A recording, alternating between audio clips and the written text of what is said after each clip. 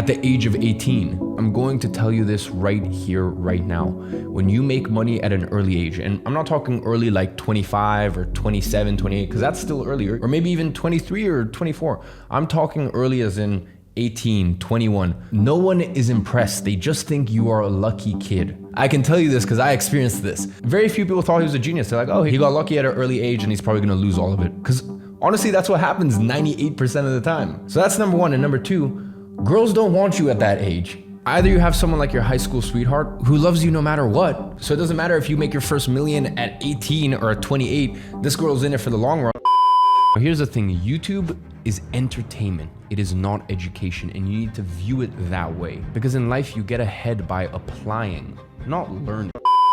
And over the years, I routinely do a dopamine detox. This is where for a certain amount of time, usually between 24 to 72 hours, you do nothing. No food, no phone, not even books or music, and certainly no porn. Just complete stillness. You need to become used to finding peace without these external stimuli, because the goal is for you to be so fulfilled by your work that you eventually get those same dopamine releases by doing hard things.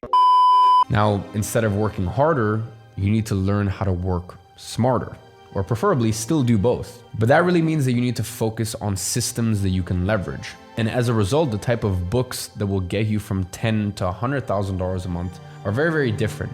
And the 4-hour work week illustrates this point perfectly in describing the Pareto principle. You see, the Pareto principle, also known as the 80-20 rule, states that 80% of any given output derives from 20% of the input. So in other words, 20% of your clients will make up 80% of your revenue.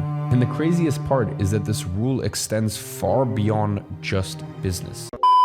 Listen, in the same way that they tell you to put on your own oxygen mask first in the plane, you need to be able to hold your own before you let someone else into your life. Because listen, at the end of the day, dating is a massive distraction. And when you're first getting started in your business or your career, you'll need all the time and focus that you can muster, because no step of the journey is harder than the first one. And that is why you need undivided attention.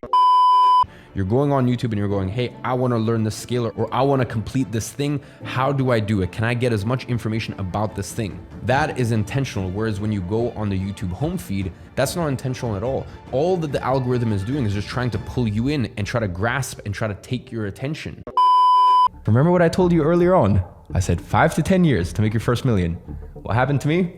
5 years. So I'm talking and I'm telling you guys from experience. So going back to my main point, the trajectory, whether it's now or 100 years ago, I believe that if you are young, and when I say young, I mean really below the age of 23, the trajectory has always been very clear. First, you are an apprentice. You are a sponge. You're learning as much as you can. You're absorbing everything. And then you can become the master. Now, let me tell you something. These days, we rarely have apprenticeships. We have internships. And there's a big difference. When you're an intern at a big company, I've even had friends of mine, especially when I was younger, friends of mine that were my age, obviously, for me, by the age of 21, I was making millions and millions of dollars a year. But my friends that I grew up with were looking at internships and they were telling me, oh, what internship do you recommend and this and that? And I had to tell them very honestly, I said, listen, if you go to a company that's more than 200 employees, you're gonna be lost. No one's gonna train you. You're not gonna really learn anything. But if you look back 200 years ago, let's say you were even a locksmith, you would be an apprentice, you would be young and you would be studying the craft. And even in places like Japan, this stuff still goes on. You're young and you work for a company that's not massive, not too big where you get lost, and you learn things and you get to see the back end and you get to see how a master of their craft does something, and you get to take all of this in as a sponge. I mean, it's the best thing you could do for yourself at the age of 17, 18, 20, 21. So just understand the difference between an apprenticeship and an internship. Really, the difference is this one, you're gonna get time, attention, and you're gonna get to really learn the craft. This one, you're just thrown in with the dogs and you have to fend for yourself. And the 48 laws of power are your complete guide to human relationships. The 48 laws of power teaches you laws of human nature that's actually rooted in history. Now, I also want to give you a disclaimer and say that the 48 laws of power can also be used for evil. So make sure you use it wisely. Now, once you've nailed down your marketing, your product, and your relationships, there's one central point that remains. You need to be able to build a bulletproof business. And that means you need to understand the ins and outs of business. So when you're trying to get from $10,000 per month, you can be a bit rough around the edges, but that does not fly when you want to play in the big league. So the second and probably most important productivity hack is that I want you to plan the day the night before.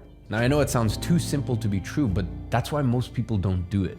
You know, there's something very special that goes on overnight when you have set your intention, you know, when you go into the day with true intention. When you've set your intention the night before, something very special happens while you're sleeping. I've definitely noticed that. Now, it can be as simple as 3 tasks, 3 main things for the day. Now, back in the day from 2016 to around 2019, 2020, when I was really driving the business forward, I didn't have the leadership that I have in my different companies and the business partners and the CEOs that I have in my different companies. I used to plan my day hour by hour. So literally hour by hour, what am I doing? These days, of course, I've got my calendar, I've got my assistant, and things are penciled in. But apart from that, I like to free flow. For me, the most important thing is looking at my calendar, knowing what I have the next day put in place, whether that be important business calls, important meetings, certain duties that I need to tend to.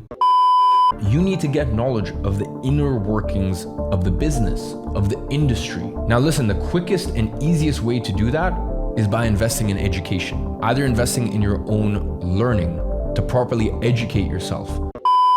Now for me, I'm gonna be honest, it's more difficult not training than it is. Like, I love training, whatever it is, whether that's running, whether that's boxing, whether that's functional CrossFit training, whatever it is, like, I just enjoy it. But nonetheless, you wanna lay out your clothes, especially if that's something that you struggle with in your life, or especially if you struggle to wake up in the morning. Trust me, it takes 2 minutes a night, but it makes the morning so much more seamless. So ladies and gentlemen, I say all of this with love, because as I said, I have tried so much stuff, and especially in my early days, I saw so many things that I thought were important to success, and they just weren't.